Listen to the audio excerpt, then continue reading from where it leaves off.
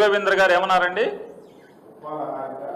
వేమిరెడ్డి ప్రశాంతి రెడ్డి గారు మహాతల్లి, ఉప్పాల హారిక గారు అంటే అగ్రవర్ణాలకు సంబంధించినటువంటి ఒక రెడ్డి కుటుంబాల్లో ఉన్నటువంటి ఒక జమీందారీ కుటుంబం, అత్యంత సంపదతో కూడినటువంటి సంపన్నురాలైనటువంటి వేమిరెడ్డి ప్రశాంతి రెడ్డి గారు మహాతల్లి.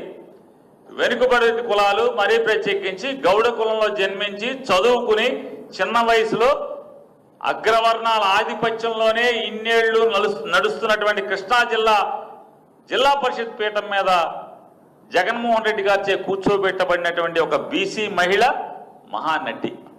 ఇది ఎవరు మాట్లాడుతున్నారయ్యా అంటే, మర్డర్ కేసులో ఇరుక్కుని దొరికిపోయి జైలుకి వెళ్ళి బీసీని మర్డర్ కేసులో పెడతారా, బీసీని జైల్లో వేస్తారా అనే లబాలబా బోరున దొంగ ఏడుపులు ఏడ్చినటువంటి ప్రస్తుత మంత్రి, అప్పటి మాజీ మంత్రి ఇది మాట్లాడటం. ఎందుకు మాట్లాడతాడు ఆయన?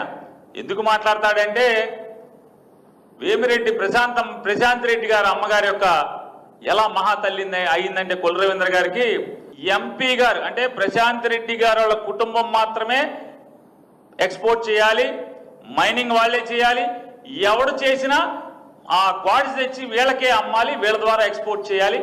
దానికి ఎవడయ్యా అంటే నెల వారం అమ్మగారి దగ్గర నుంచి మహాతల్లి గారి దగ్గర నుంచి ఈ రాష్ట్ర మైనింగ్ శాఖ మంత్రికి వారం ముడుపులు వస్తున్నాయి, వారం మూటలు పంపిస్తున్నారు. కాబట్టి మరి వారం మూటలు వచ్చి పడుతున్నాయి కాబట్టి ఆవిడ మహాతల్లి. ఎందుకని మూటలు ఇస్తున్నారు కదా, ఆ మూటలను లోపలేసుకుంటానికి మా ఆవిడకి ఆయాసం వస్తుందని చెప్తున్నారు.